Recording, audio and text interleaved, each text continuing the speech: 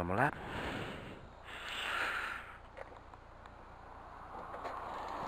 Término do expediente na segunda-feira. Muitos dizem que é o pior momento e tal. Olha o estilinho do Moreno Dengoso ali, ó. Vou passar pertinho dele pra vocês verem a história do Moreno Dengoso.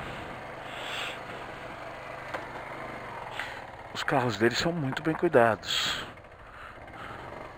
Aí a bolinha verde. Olha, ele tava no carro. Não vi quem é. Eu nunca vi o Moreno Dengoso, eu não sei como ele é. Então, tarde de segunda-feira, o pessoal costuma dizer que segunda-feira é o pior dia e tal. Não é, meu amigo. Sabe quando é o pior dia? O pior dia é qualquer um em que você esteja precisando trabalhar e você saber que no dia seguinte não tem um trabalho e não tem uma certeza e não tem um rendimento para poder se sustentar, para poder cuidar da sua vida, cuidar de quem você ama, de quem precisa de você, tá? E se alguém que precisa de você, você não ama, eu tenho dó de você. Eu te desejo que você melhore, que você esteja melhor nos seus relacionamentos.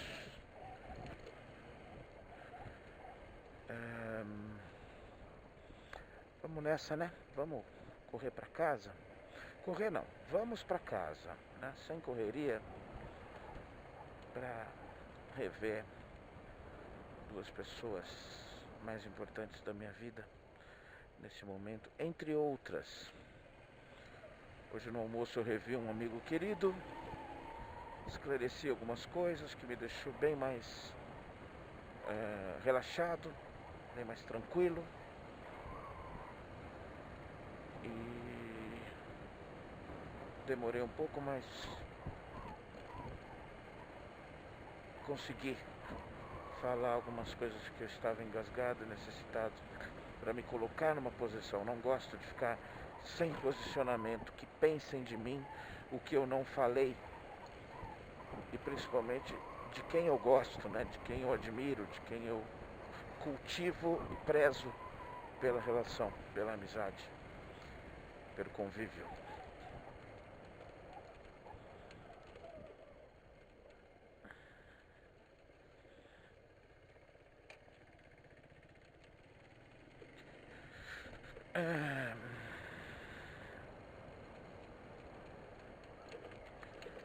Tava revendo, só consegui ver o vídeo de sexta-feira, o de hoje de manhã não consegui. Mas até gostei do final. O começo tá meio chato, mas gostei do final. Tô falando algumas coisas básicas que eu costumo levar como uma base técnica para minha vida. Me fazem coisas, formas de pensamento que me fazem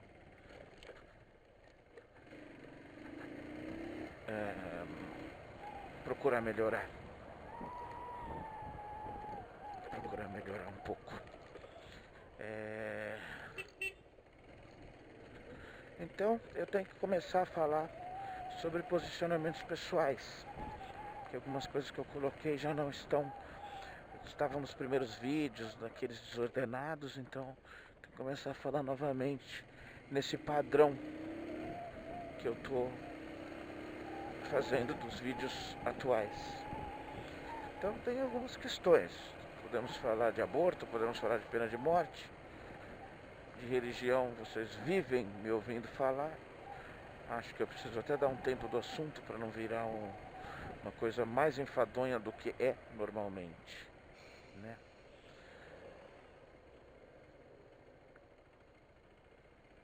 Mas é claro que dá para se... Eu posso usar um caso agora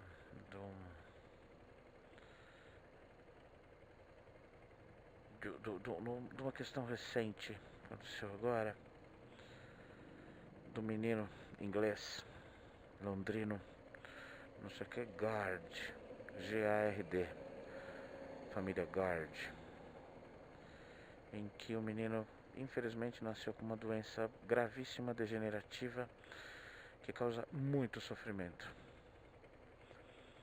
E depois de 9 meses, 10 meses de vida, o hospital bem antes disso, agora ele estava com essa idade. O hospital resolveu oficializar a questão de que não há cura, não há salvação e que os aparelhos que o mantinham vivo deveriam ser desligados. Estamos falando do primeiro mundo, estamos falando da Inglaterra, tá? E nada mais compreensível do que a reação dos pais de tentar qualquer outra coisa para tentar salvar a vida do seu filho. E eles tentaram impetrar mandados de segurança para anular a sentença, para anular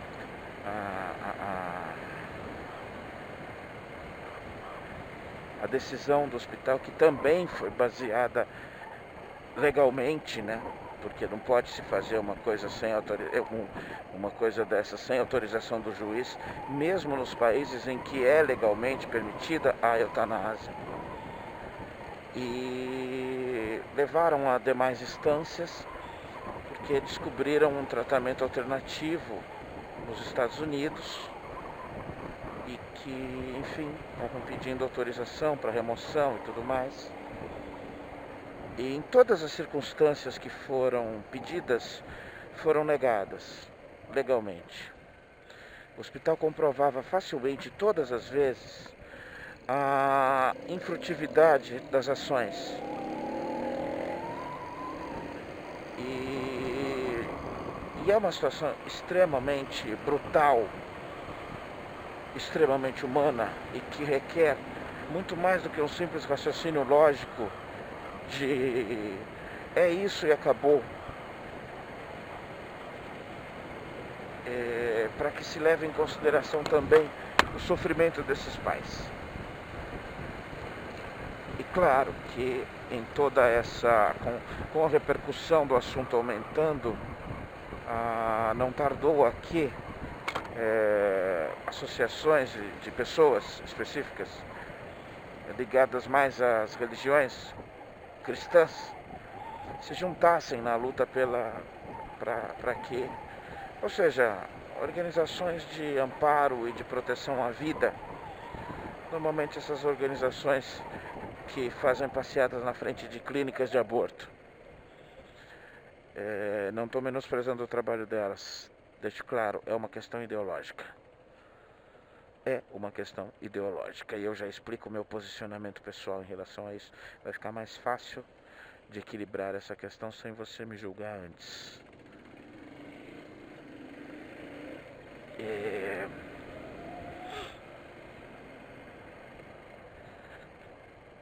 E enfim, isso se arrastou durante 5, 6 meses, até que na sexta-feira última, dia 28, depois de nenhuma tentativa frutificar, e foram desligados os aparelhos do garotinho e ele faleceu. A situação é extremamente grave. A gente tem que tentar analisar isso com a máxima humanidade possível. A gente tem que compreender o esforço dos pais em se agarrar a qualquer fio de esperança. Eu não quero nem tentar me imaginar numa situação dessas. Não quero efetivamente fugir de uma possibilidade próxima a qualquer natureza desse tipo. Eu amo meu filho mais do que a vida, mais do que o mundo, mais do que qualquer outra coisa, mais do que a mim mesmo. Então, não dá. E eu não sou melhor do que ninguém por causa disso. E é por isso que eu entendo esses pais. Eu digo com toda a tranquilidade do mundo, eu faria igual ou pior. Igual ou pior. Agora vamos aos fatos reais, racionais, mensuráveis e inteligíveis. Todos os recursos foram negados não por uma questão de desumanidade, mas por uma questão de prova fatídica de que, infelizmente, os esforços que estavam tentando fazer não seriam suficientes, só levariam a mais sofrimento sem resultado específico. Para se ter uma ideia, os pais estavam tentando a remoção para os Estados Unidos para um tratamento alternativo, um tratamento que ainda está sendo feito em caráter inicial em cobaias, em ratos. O hospital, entre outras questões, alega que a criança não sobreviveria sequer ao transporte. O equipamento que a mantinha viva, que mantinha a criança viva, não conseguiria ser transportado, não conseguiria passar sequer de dentro do hospital.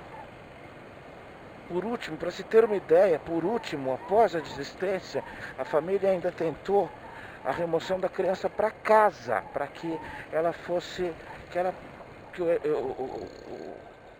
o desenlace se acontecesse na casa deles. E foi negado justamente por isso.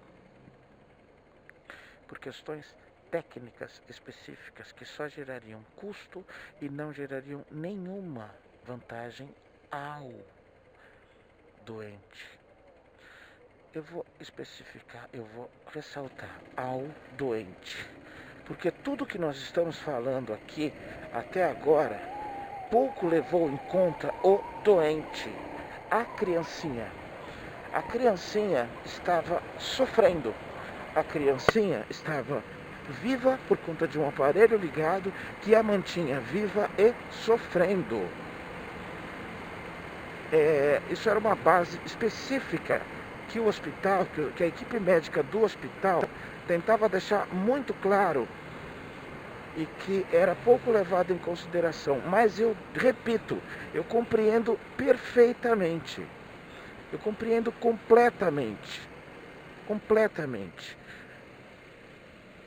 Agora, o sofrimento ali, especificamente e consciente, que estavam tentando evitar, era o sofrimento dos pais, porque o da criança era inevitável.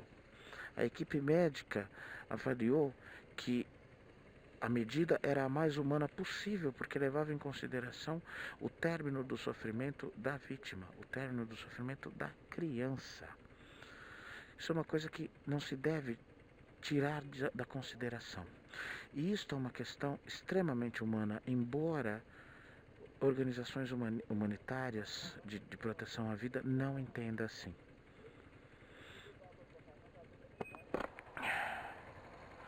Eu não vou levar nem em consideração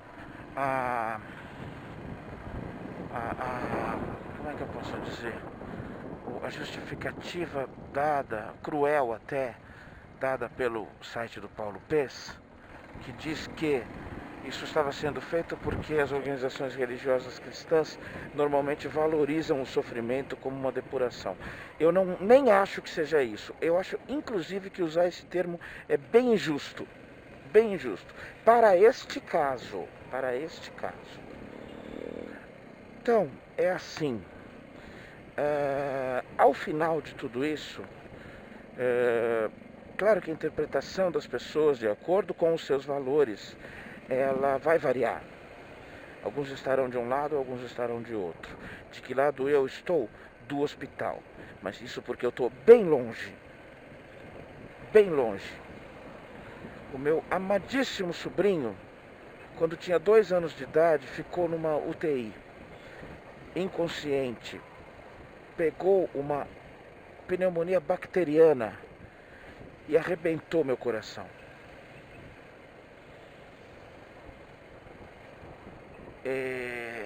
Eu seria capaz de fazer qualquer coisa para que ele não sofresse.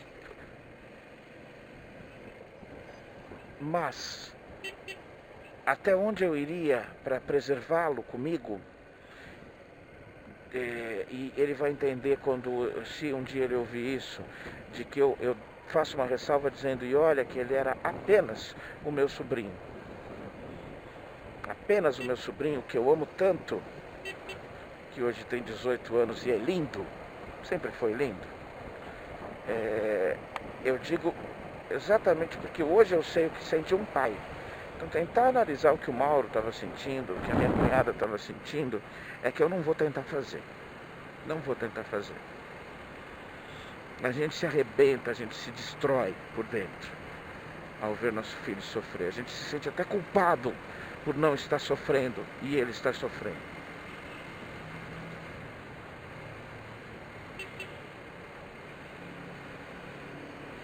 Obrigado. Então, mais defensor da vida do que eu nesse sentido, do que eu estou falando, não é que não há, mas haverá na mesma proporção. Então, daqui eu parto para o assunto, aborto.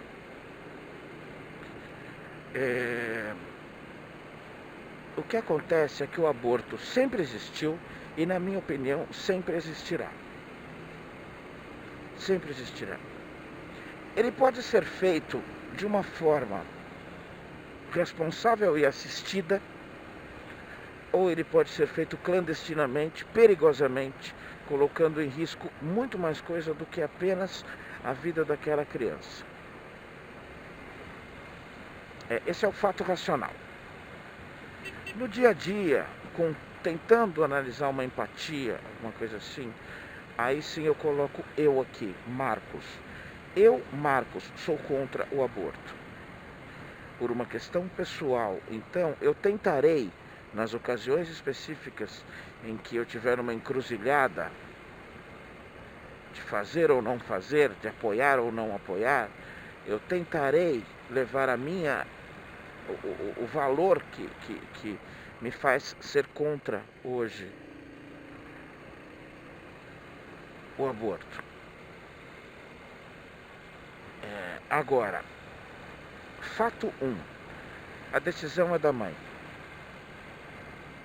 Fato 2, a lei não deve interferir numa decisão pessoal. Fato 3, a responsabilidade ética e moral é de quem faz. E eu, embora tenha valores pessoais que não me fazem entender um sentido de aborto como positivo, não tenho o direito de impor para outras pessoas essa questão que é pura e simplesmente pessoal, que é pura e simplesmente dependente de preceitos éticos e morais. Éticos e morais, e não técnicos. Porque tecnicamente, a base eu já falei. Por que é uma decisão da mãe? Porque sim, é ela quem vai arcar com isso, sobre a consciência, sobre o conceito. E aí entram outros fatores.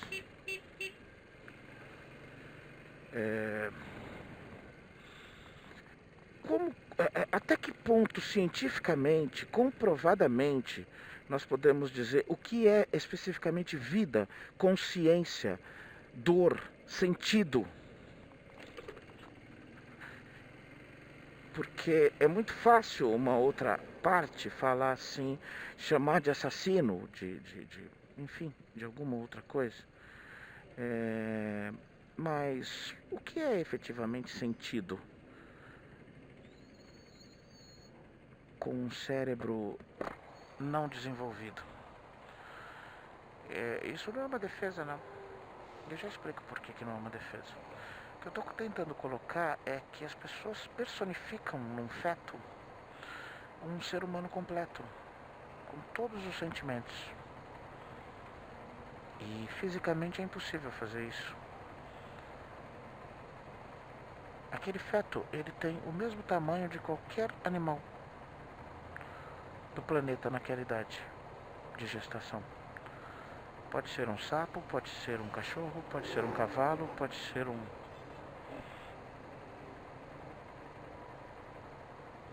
uma infinidade de formas de vida específicas, geradas talvez sexuadamente. Pode ser uma galinha, pode ser qualquer coisa. Agora, qual é o grau de consciência para se ter certeza que está se assassinando alguém? Então, não há argumento a não ser ético para o conceito. E aí, na questão ética, a gente coloca muito fácil. Já houve um avanço nessa questão interpretativa do questão do aborto durante um bom tempo aí, de se implementar as leis para se fazer permissões dadas especificamente por juízes.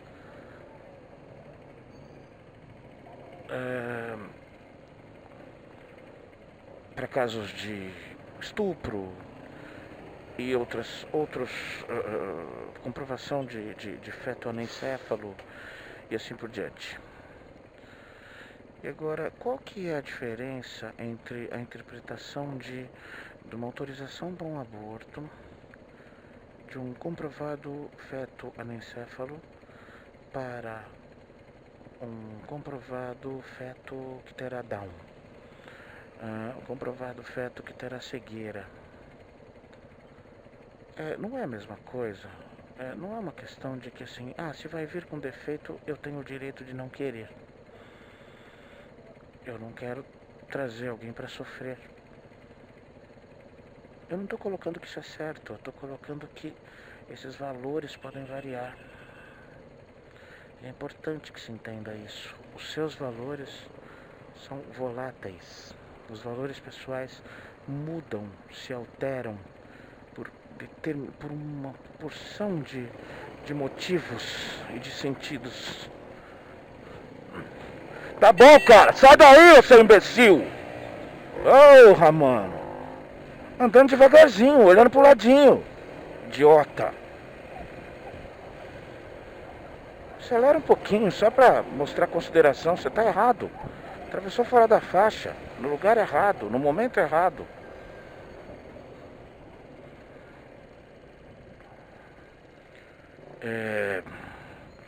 Então esse conceito de humanidade, esse conceito de que não está assassinando um ser humano, esse tipo de coisa, contente-se com o seguinte conceito: ele é pessoal. Alguém pode ou não acatar isso que você está falando. Eu sei que há linhas, inclusive, que defendem a questão de que não era para permitir aborto nem para fruto de estupro. Você prefere trazer um ser humano rejeitado ao mundo para que ele sofra a vida toda? Para que ele receba e cause sofrimento a vida toda? Eu não estou falando que isso é certo ou errado. Eu estou falando que há valores diferentes e há considerações diferentes. E aí eu explico melhor o meu conceito. Aí sim, pessoal. Quando a Glaucia me falou que estava grávida, o Cauê tinha provavelmente 6 ou 7 semanas de gestação. Ele tinha o tamanho de um grão de arroz. Ele pesava aproximadamente 6 gramas. Mas eu comecei a beijar a barriga dela e conversar com a barriga dela desde aquele momento. Eu comecei a escrever para ele um diário desde aquele momento. Eu seria incapaz de interromper aquela vida por qualquer que fosse o motivo. Eu ficaria louco da vida se a Glaucia fosse uma pessoa diferente, se o nosso momento não fosse diferente, ou fosse diferente, e ela falasse: mas eu não quero ter, tá? Eu vou tirar. Mas, as duas coisas. Primeiro, eu posso estar errado. Eu sabia que eu não estava falando com alguém consciente, com alguém que sabia, ouvia ou sentia nada do que eu estava fazendo. O que eu estava fazendo era muito mais para mim e para minha mulher, mesmo inconscientemente. Conscientemente eu tinha certeza que eu estava falando com ele. Eu estava tocando violão para ele. Eu estava cantando, beijando e acariciando ele. Mas isso tudo era apenas a personificação que eu projetava para o meu filho. Eu sei que clinicamente, fisicamente, biologicamente, não havia um ser humano consciente ali. Não havia. E, por mais que isso me arrebentasse, se a mãe dele falasse, eu não quero, é uma invasão, eu não quero agora, não acho que ele tem o direito de fazer isso comigo, enfim, ela, na minha opinião, teria o direito de fazer isso. Aí, por um quesito de social mesmo, comportamental, eu diria o seguinte, é complicado avaliar a questão de que o aborto deve ser assistido pelo Estado. Dar ao Estado a obrigatoriedade de cuidar desses casos aleatoriamente. Então o bailinho funk, que a menina novinha engravidou, vai estar lotado de pessoas na linha de atendimento do SUS para retirar o seu intruso. Agora, se ela não fizer isso ali, ela vai tomar a pílula do dia seguinte, ela vai enfiar uma agulha de tricô por baixo, alguma coisa irá acontecer, não vai? Então assim, se a gente não consegue entender que a consequência pode ser diferente, e aí você, por uma questão ética e moral e de valor, vai falar pra mim que vai ter o que merece se acontecer alguma coisa com ela, então realmente a gente não entendeu nada sobre humanidade, sobre humanismo ou sobre direito de escolha. Tá? Eu li muito livro espírita falando sobre aborto, sobre as vítimas do aborto e demais questões éticas do nosso dia a dia. Então, assim, para resumir, não sei se é interessante resumir ou não, tenho a sensação de que eu já andei atrás dessa moto pela mesma velocidade. Ele não sai. Ele dá uma aceleradinha quando o coisa anda, quando o fluxo anda, e depois no corredor ele é fraquinho, fraquinho, fraquinho. Não adianta, né? Não adianta. Imbecil é assim, não consegue entender. Mas deixa ele com a imbecilidade dele, que ele não vai me atrapalhar, não.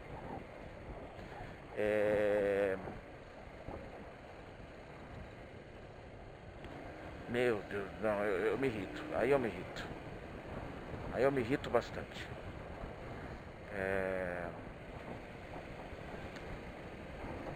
Claro e fácil. Legalmente eu sou a favor. Eticamente eu sou contra. Eu não acho que é papel do Estado delimitar isso. Eu não acho que é papel do Estado julgar isso. Eu não acho que isso precise passar por um juiz para ele falar isto pode e isto não pode. Eu não acho. Eu acho que a decisão tem que ser pura e exclusivamente das pessoas. Principalmente da mulher. Da mulher. Eu fico de saco cheio de magistradão que seria incapaz da parte dele julgar um conceito plena e puramente feminino, ter autoridade para falar sobre isso. Ele não pode.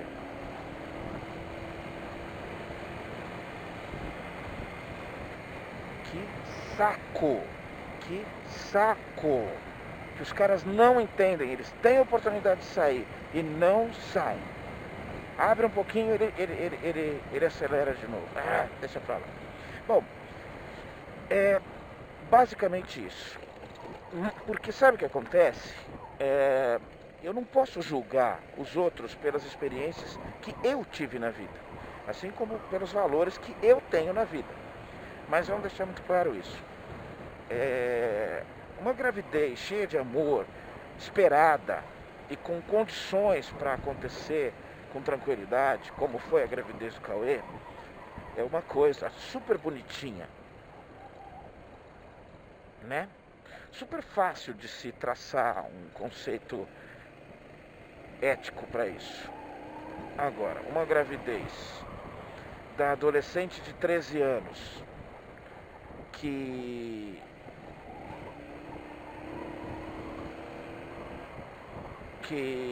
não tem sequer condição de sustentar a si mesma, que nasceu e foi criada num submundo que só vai ampliar a miséria, deveria ser tratada de uma forma diferente. E também deveria ser tratada de uma forma diferente qualquer gravidez. Sabe por quê? Porque eu ainda acho que deve se levar em conta a questão de que um filho rejeitado, um filho não desejado, ele corre sério risco de ser um mau ser humano, de não fazer bem para a humanidade ou para ele. Então, assim, isso não é um valor específico meu, mas eu acho que é uma consideração, eu devo considerar essa justificativa que eu já ouvi e já vi usarem. Eu devo entendê-la como também provável, né? Para não ser injusto, E também devo levar em consideração um fato biológico claro, de que até certa fase de uma gravidez não existe sensibilidade, sequer para dor, sequer para sentimento, porque não há sequer a formação cerebral suficiente para isso, minimamente suficiente para isso.